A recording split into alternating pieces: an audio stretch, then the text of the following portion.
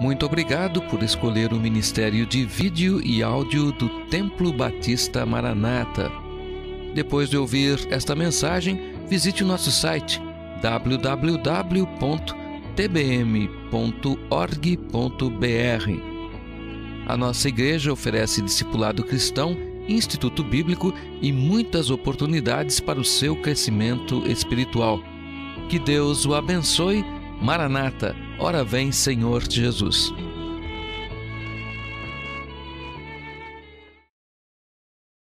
Hebreus capítulo 10, verso 25. Coloque-se em pé, se você pode, por gentileza. E eu vou reler esse texto. Vou reler apenas este verso 25.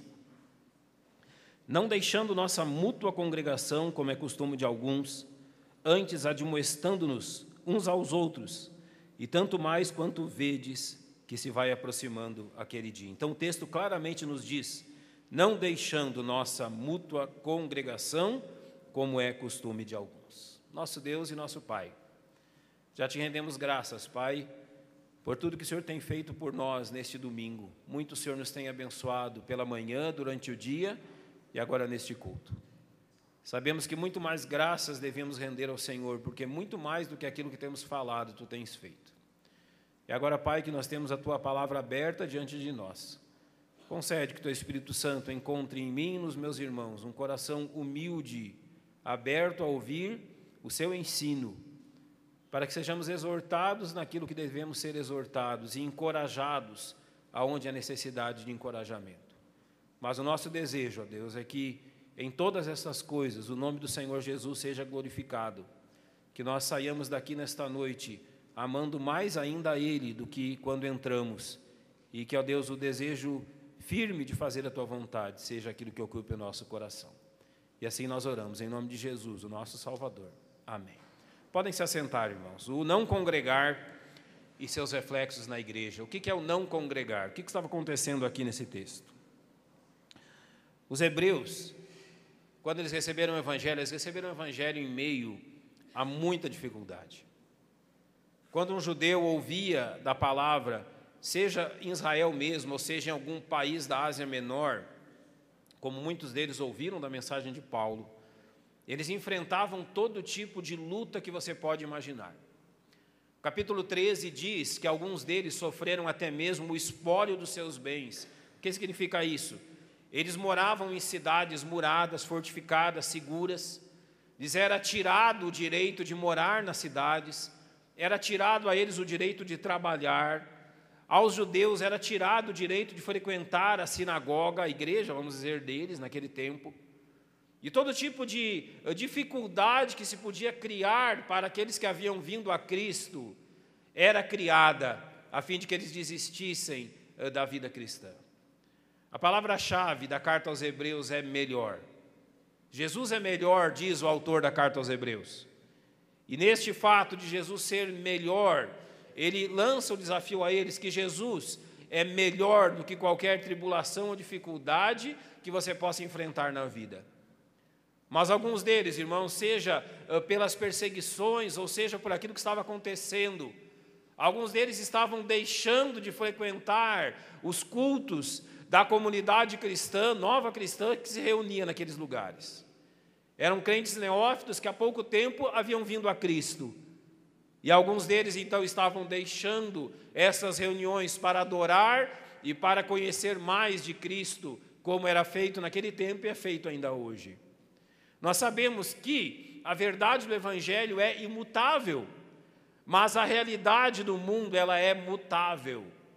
Naquele tempo, era possível ainda que eles reunissem-se de casa em casa, ou como descreve Atos, que eles tivessem tudo em comum. Mas o Evangelho imutável, ele vai trabalhando dentro de vidas mutáveis, de sociedades mutáveis como a nossa. No nosso tempo, na nossa sociedade, que vai mudando conforme os anos vão passando, já não é possível reunir-se de casa em casa. Não é possível ter a forma de vida que eles tinham naquele tempo.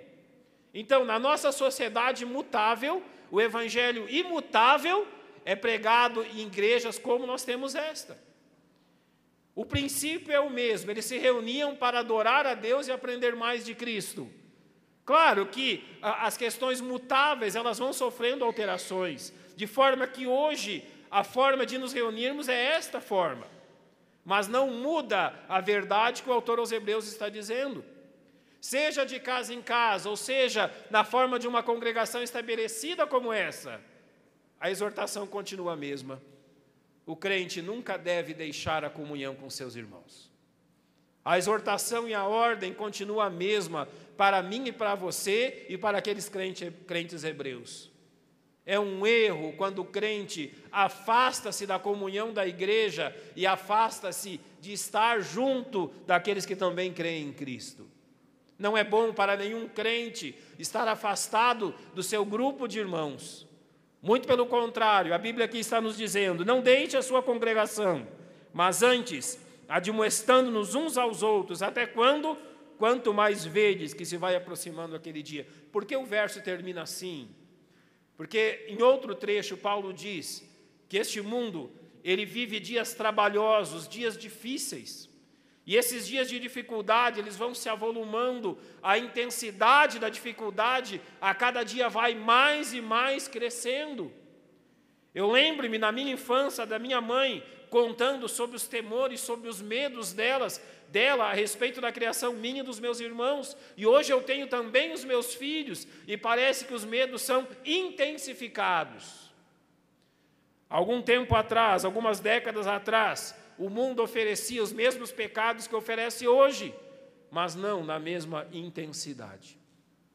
Sempre a mesma coisa, mas a intensidade tem crescido cada vez mais nesse mundo.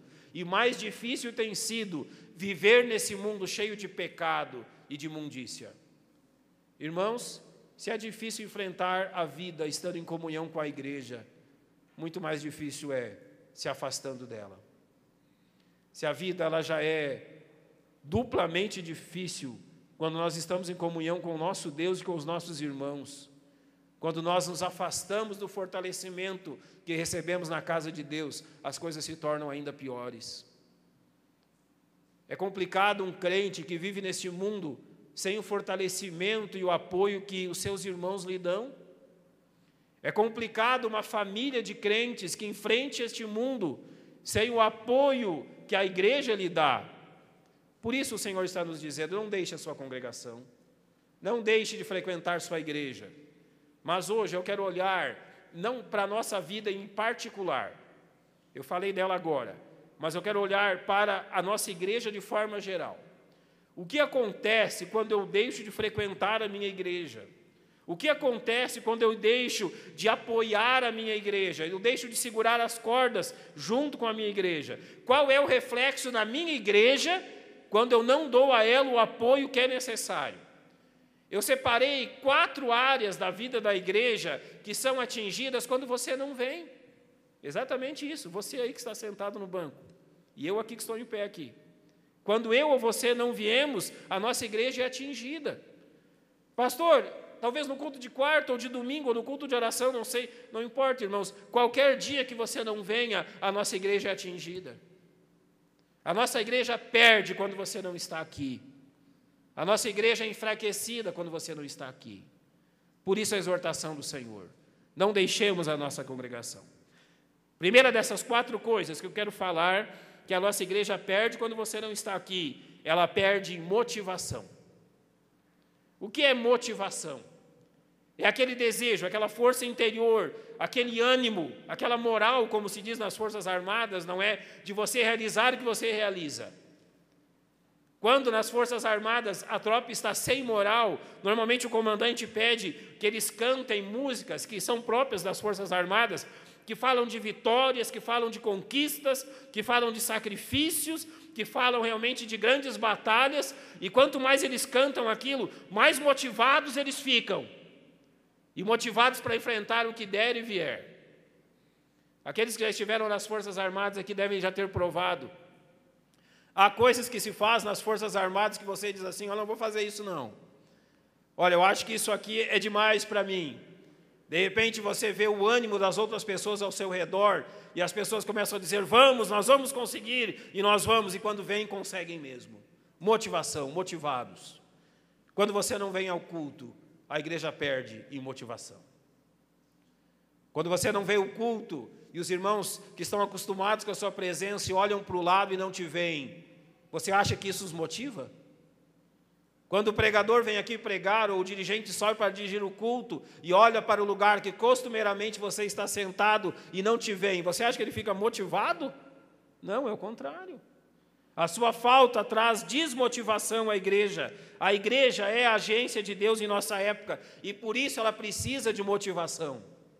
A igreja precisa estar constantemente motivada e há 3 coisas nisso. A igreja precisa saber para onde está indo, qual o caminho que ela está caminhando. A igreja precisa ter o esclarecimento da sua missão e a igreja nisso, o esclarecimento da missão da igreja motiva o povo a ter mais visão e ânimo para o trabalho de Deus. Nós temos muito ânimo quando sabemos para onde estamos indo.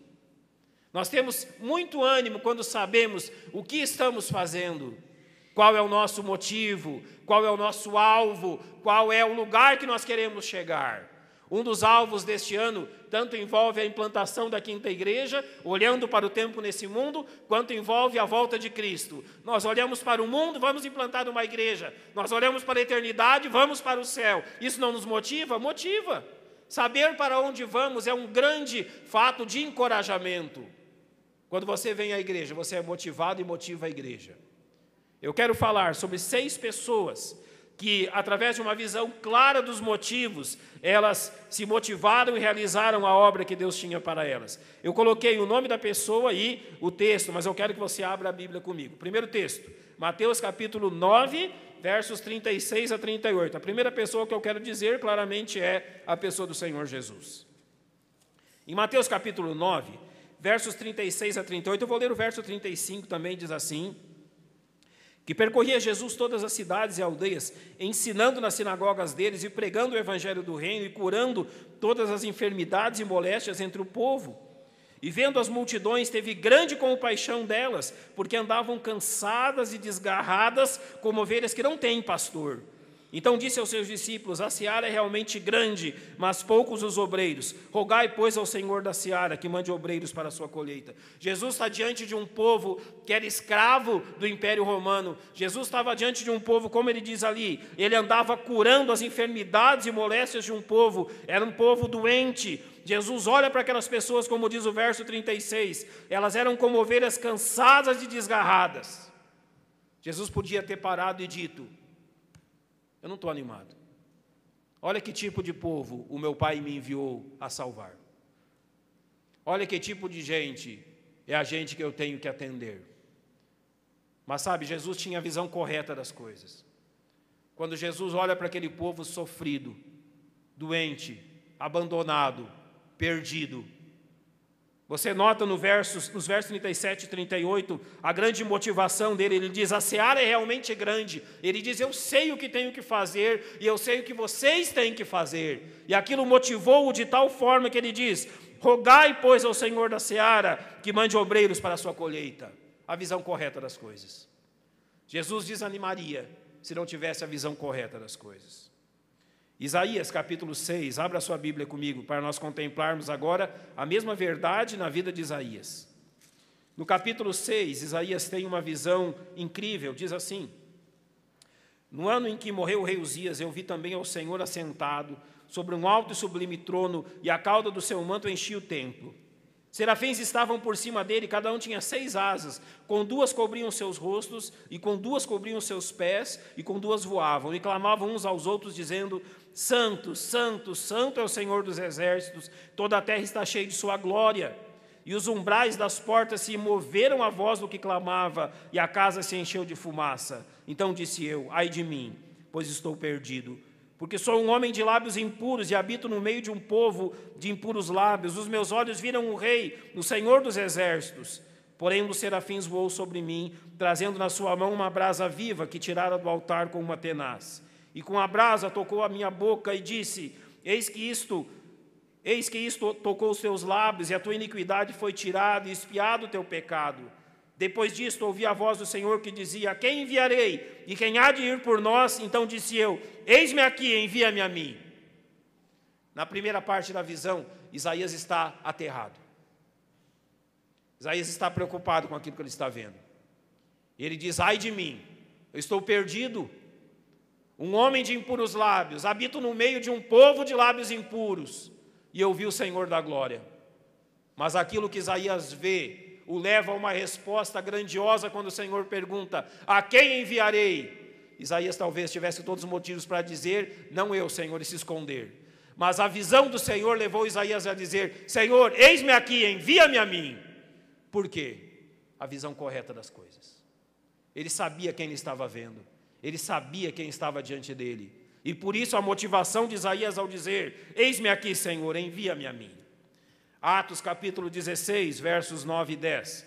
A mesma verdade agora aplicada à vida de Paulo. Atos capítulo 16, versos 9 e 10.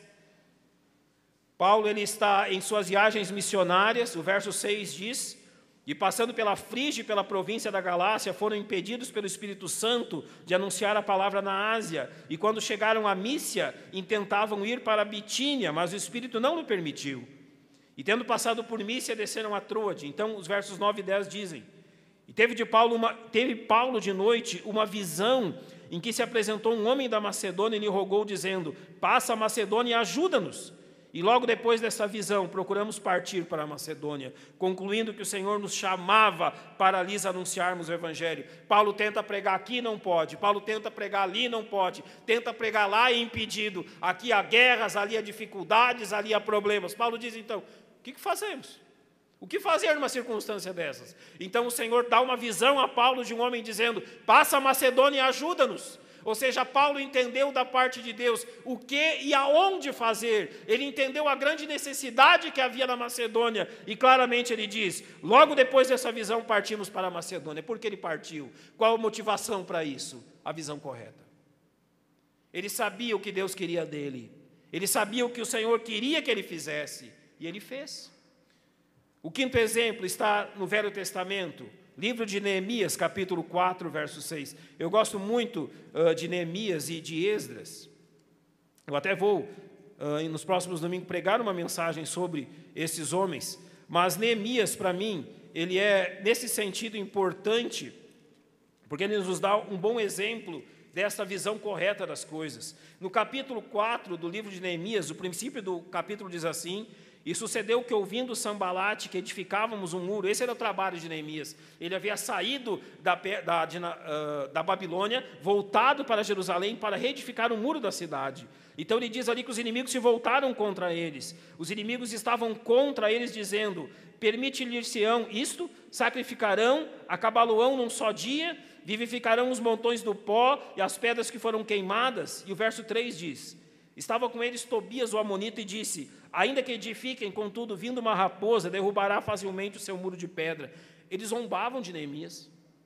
Eles diziam: olha, quando Neemias terminar esse muro aí, mesmo uma raposa vai derrubá-lo. Então o verso 4, Neemias ora: ouve, ó Deus, que somos tão desprezados, e torna o seu opróbrio sobre a sua cabeça, e dá-os por presa na terra do cativeiro. E não cubras a sua iniquidade, não risque de diante de ti o seu pecado, porque te irritaram na presença dos edificadores. E o verso 6 diz: porém edificamos um muro, e todo o muro se fechou até a sua metade, porque o coração do povo se inclinava a trabalhar. Porque o povo se inclinava a trabalhar? Porque eles entenderam que não era contra eles que aqueles homens zombavam, mas eles estavam zombando de Deus. Aqueles homens trabalharam, edificaram aquele muro, porque eles compreenderam que os inimigos não estavam zombando deles. Era o nome de Deus que estava sendo zombado. E eles estavam ali em nome de Deus, reedificando a cidade do Senhor. E isso os motivou pela visão correta das coisas. Eu quero terminar esta parte lendo 2 Reis, capítulo de número 6. Abra sua Bíblia também comigo. 2 Reis, capítulo 6. A palavra de Deus nos diz assim, sobre Eliseu. Eu vou ler especificamente antes do verso 17, eu vou ler o verso 15. E o servo do Senhor, do homem de Deus, se levantou muito cedo e saiu, e eis que um exército tinha cercado a cidade com cavalos e carros. Então o seu servo lhe disse: ai de mim, ou melhor, ai meu senhor, que faremos? E ele disse: não temas, porque mais são os que estão conosco dos que estão com eles. Eliseu aqui fala, o problema estava que os inimigos haviam cercado a cidade, queriam prendê-los, e o servo de Eliseu vai e vê todo aquele exército cercando a cidade, e diz: Senhor, o que faremos agora? Eliseu não temeu como seu servo, e a explicação está no verso de número 17. E orou Eliseu e disse: Senhor, peço-te que lhe abras os olhos para que veja. E o Senhor abriu os olhos do moço e viu, e eis que o monte estava cheio de cavalos e carros de fogo em redor de Eliseu. O que Eliseu viu? Aquilo que o rapaz não via. Porque Eliseu estava confiante e motivado, porque via aquilo que aquele jovem era incapaz de ver. O que acontece com motivação quando você não vem à igreja? Podemos dizer que aqueles que estão constantemente presentes na casa de Deus são como Eliseu. Eles não têm medo, eles estão dispostos, eles sabem onde está o Senhor, eles sabem o que Deus está fazendo, eles estão motivados porque têm a visão correta daquilo que deve ser feito. Agora, quando você não vem à casa de Deus, você exatamente perde a visão correta, o foco daquilo que está sendo realizado. Você se torna como o ajudante de Eliseu, incapaz de ver, incapaz de enxergar e desmotivado. E desmotivado por quê? Porque não sabe para onde está indo, nem o que deve ser feito. Irmãos, quando não viemos à casa de Deus, quando não estamos presentes na casa de Deus, a motivação do povo de Deus se perde. A motivação pessoal se perde. Eu sou como alguém que estou passando por um lugar, mas nunca firmo raízes ali. Eu sou como alguém que realmente não sabe para onde aquele povo está indo ou o que estão fazendo. Sou como aqueles que dizem: é mesmo, a igreja vai implantar a 5ª igreja. Não sabia disso.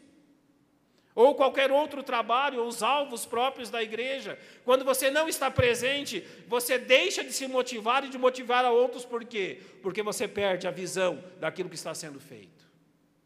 A motivação da igreja é atingida quando o crente deixa de congregar. Quando você percebe crentes frios, crentes que não sabem para onde a igreja está andando, dizem: pastor, estou desmotivado. Não é de estranhar, você não sabe o que a igreja está fazendo. Pastor, não encontro motivação para trabalhar na obra do Senhor. Não é de estranhar, você não sabe o que o Senhor está fazendo. Se você soubesse o que o Senhor está fazendo, você estaria motivado. Mas sem estar aqui, você não vai ter a visão correta. O não congregar traz esta perda na motivação. Em segundo lugar, o que também é atingido quando eu deixo de congregar na minha igreja? A edificação. Vocês já viram como se edifica uma casa? Não é de tijolo em tijolo?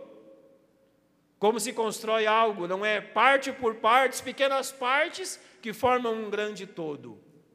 Pois, irmãos, numa igreja, a edificação é um trabalho especial para todos os crentes. Nós somos chamados a edificarmos uns aos outros, ou seja, a trabalharmos uns pelos outros, a fim de que todos sejam abençoados. Talvez você pense assim: pastor, eu não faço falta na igreja, porque quando eu venho, ninguém sente a minha falta, ou eu não faço falta na igreja, porque eu não preciso ir lá na frente, talvez pregar uma mensagem, ou dirigir o culto, ou tocar algum instrumento, apresentar um especial, ou qualquer coisa assim. Engano, irmãos. A igreja perde em edificação quando você não está aqui. A igreja deixa de ser edificada quando você não está aqui. Eu vou usar um exemplo bem claro. Há pouco tempo atrás, durante algumas semanas, a irmã Ana não esteve aqui conosco. Sabe o que eu mais sinto falta da irmã Ana quando ela não está conosco? Não há culto aqui, o pastor Silval também prova disso, o pastor Carlos, eu creio que prova também, que a irmã Ana não chegue em nós e diga: pastor, estou todos os dias orando por você. Você acha que isso não me edifica?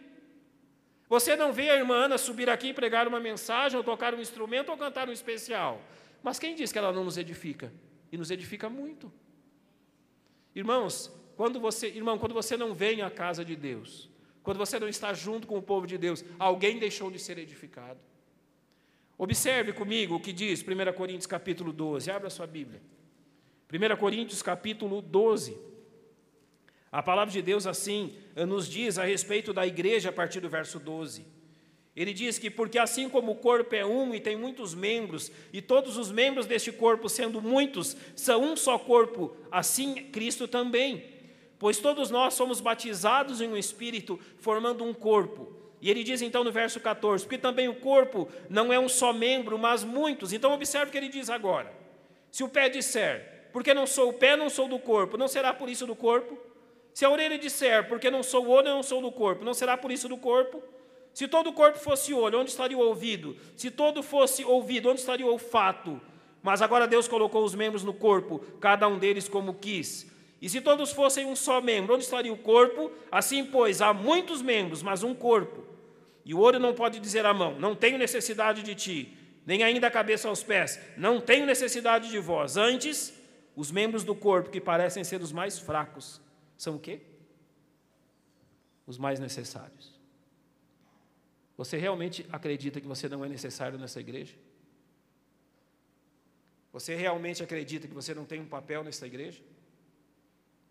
Se você realmente acredita nisso, você tem acreditado naquilo que Satanás tem lhe dito, não naquilo que Deus tem lhe dito. Esta igreja perde em edificação quando você não vem. Esta igreja perde em edificação do corpo quando você não está aqui. Observe o que diz o capítulo 4 da carta aos Efésios. Efésios capítulo 4, Paulo assim nos diz, nos primeiros versos: rogo-vos, pois eu, o preso do Senhor, que andeis como é digno da vocação com que fostes chamados. Então ele diz no verso 3, procurando guardar a unidade do Espírito pelo vínculo da paz. Então ele diz, há um só corpo e um só Espírito, como também fostes chamados em uma só esperança da vossa vocação. Um só Senhor, uma só fé, um só batismo. Um só Deus e Pai de todos, o qual é sobre todos e por todos e por todos e em todos vós.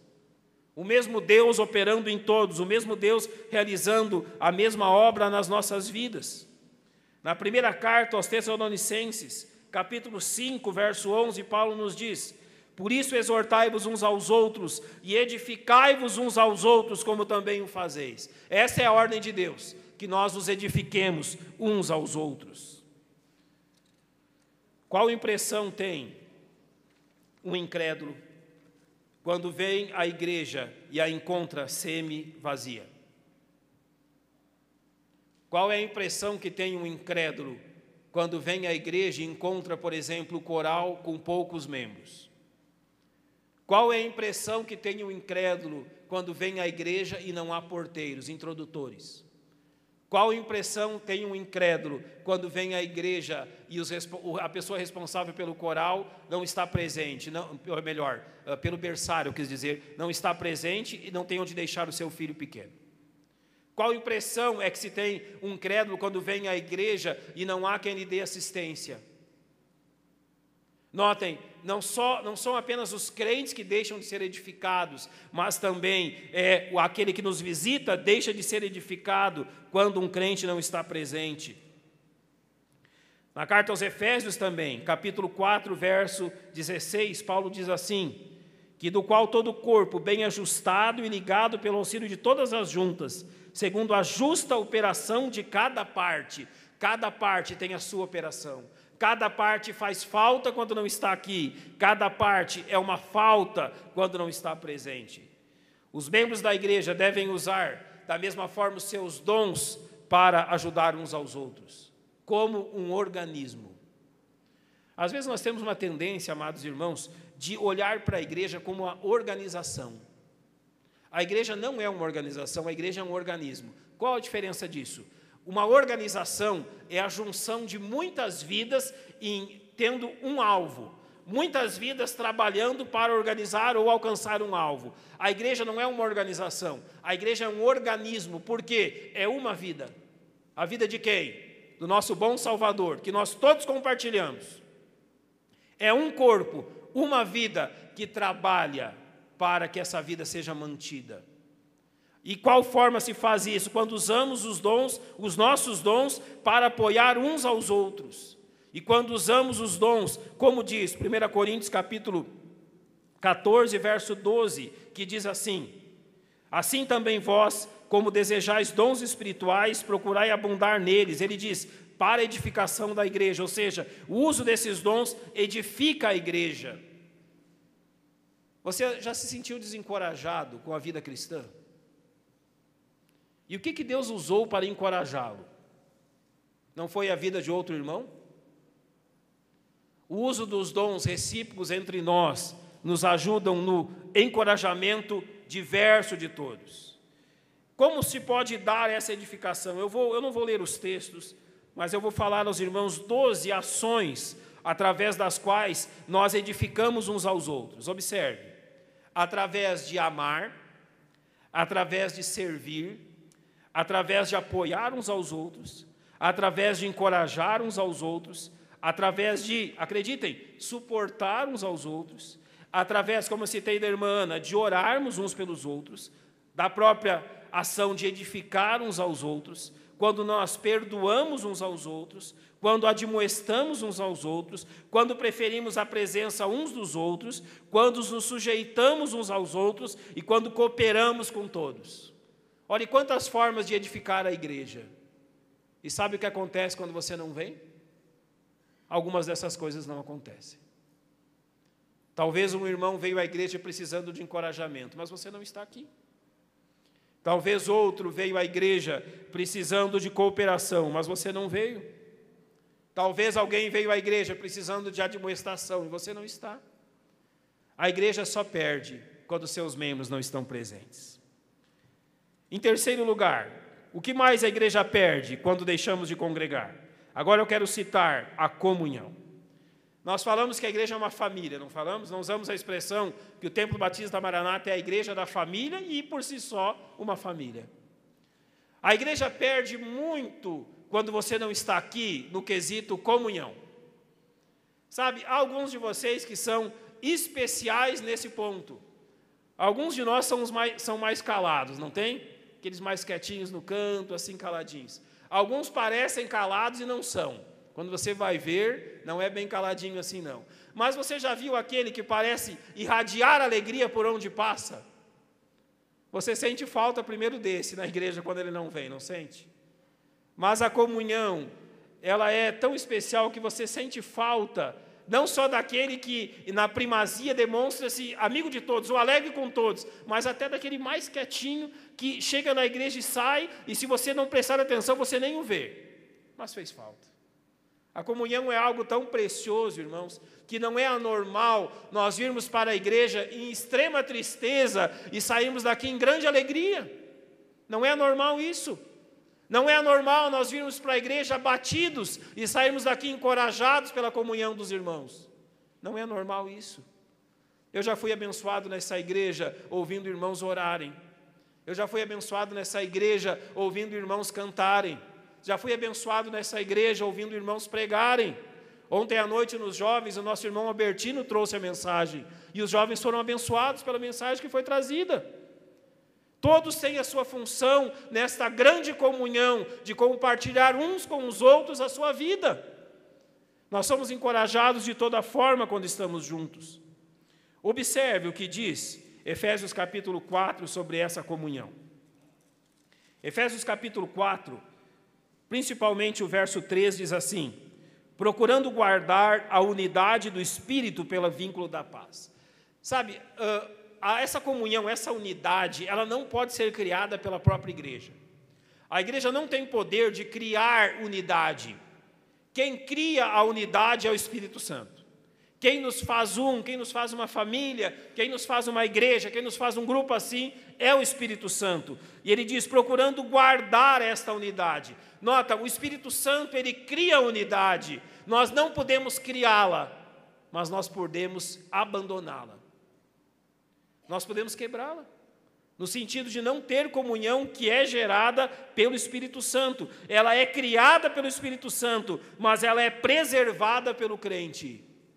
Nós não podemos gerar comunhão, mas nós podemos preservá-la. E como nós a preservamos? Vindo e estando presente na casa de Deus. Uma das maiores bênçãos de estarmos na casa de Deus se chama exatamente comunhão. A igreja é enriquecida quando os diversos relacionamentos dos seus membros são controlados pelo Espírito Santo. Ou seja, o Espírito Santo ele não só gera comunhão, mas como ele nos controla diante desta comunhão.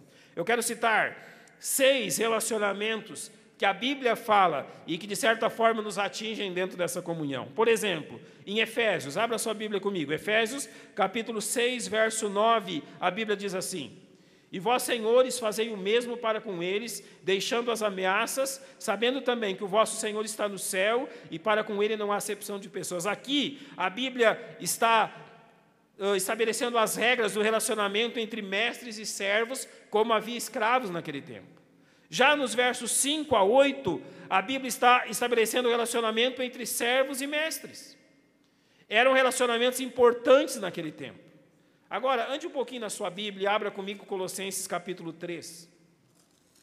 Não só dessa forma, que era necessário naquele tempo, mas observe o verso 21. Ele diz assim: vós pais, não irriteis a vossos filhos, para que não percam o ânimo. Então aqui a Bíblia está falando do relacionamento entre pais e filhos. Já no verso 20 ele fala: vós filhos, obedecei em tudo a vossos pais, porque isso é agradável ao Senhor. Então aqui relacionamento entre filhos e pais. Nos versos 18 e 19, ele estabelece o relacionamento entre marido e esposa. Ou seja, em todos os relacionamentos, a Bíblia tem algo a dizer, tem algo a estabelecer. Mas agora observe o que diz, voltando à carta aos Efésios, Efésios 5, 21. Como se dá a comunhão entre a igreja e o que é realmente o controle do Espírito Santo no relacionamento entre a igreja? Ele diz: sujeitai-vos uns aos outros no temor de Deus. A comunhão dentro da igreja é, acima de tudo, uma comunhão de sujeição. É uma comunhão de uma batalha, vamos dizer, uma disputa de quem entre nós é o maior. E Jesus disse que o maior entre vós é aquele que vos, o quê?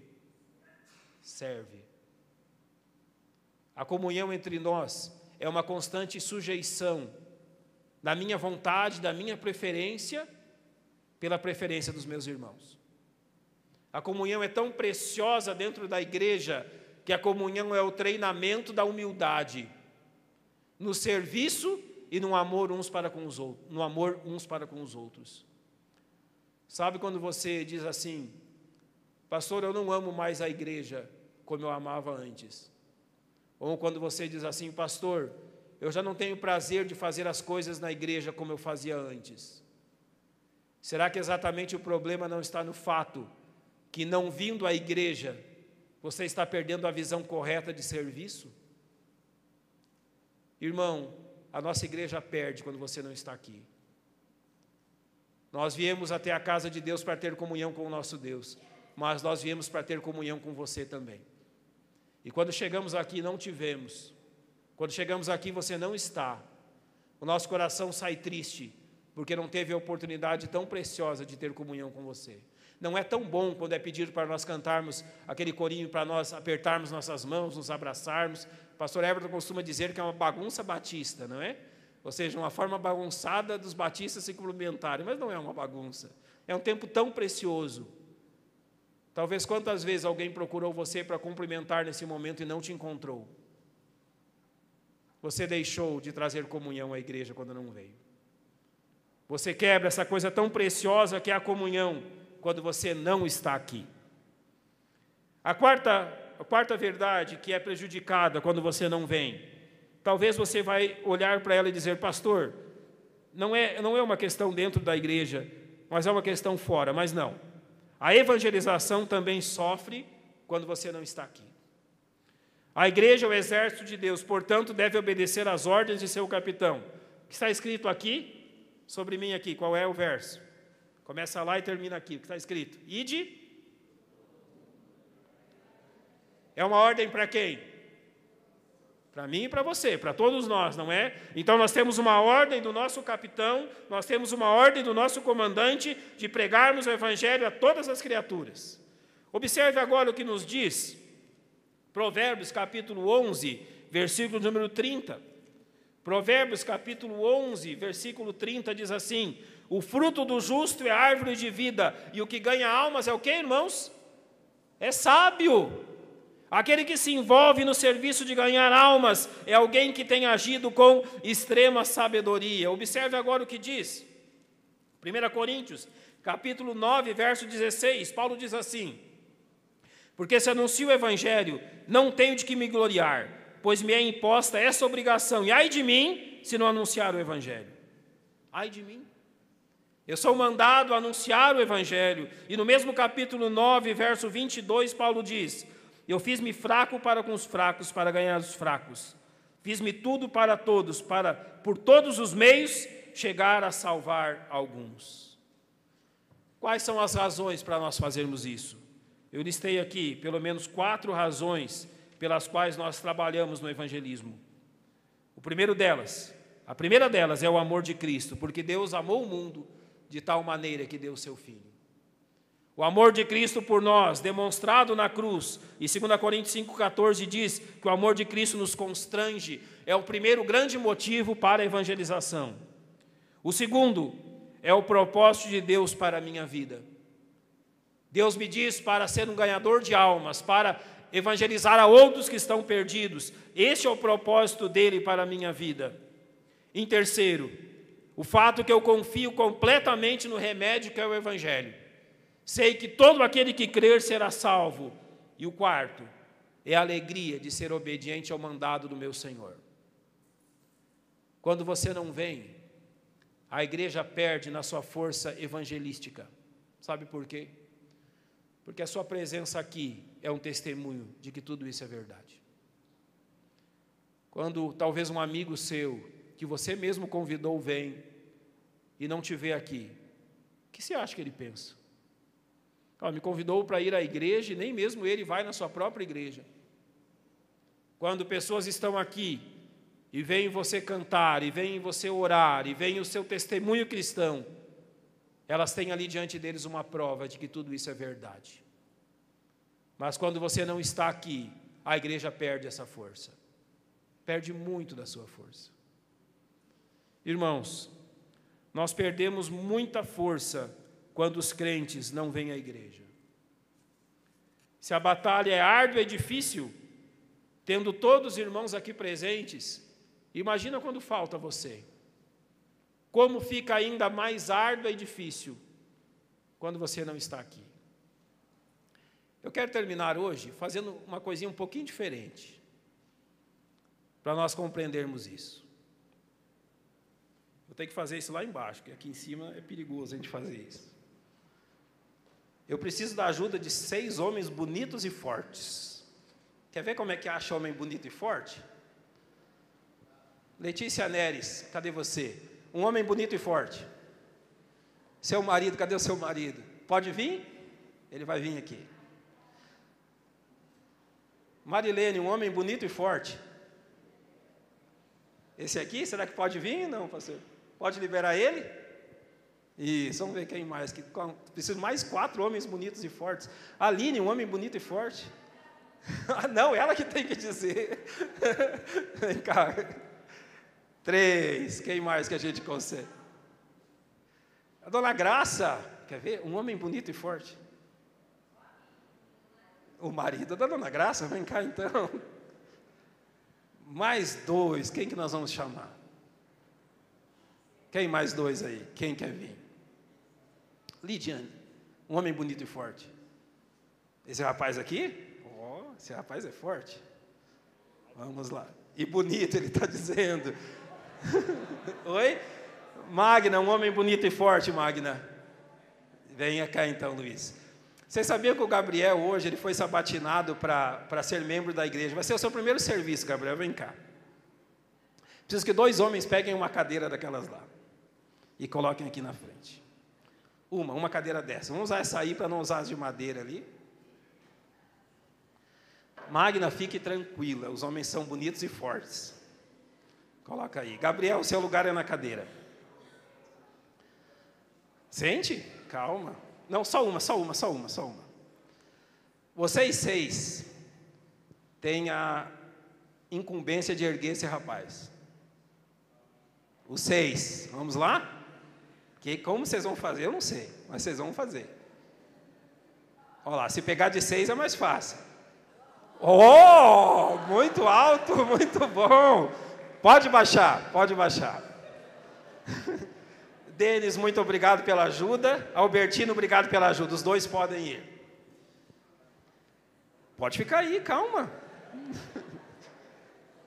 Perdemos 2, 2 não vieram no culto. Perdemos 2 irmãos, e agora só temos 4 para erguer a cadeira. Vamos lá?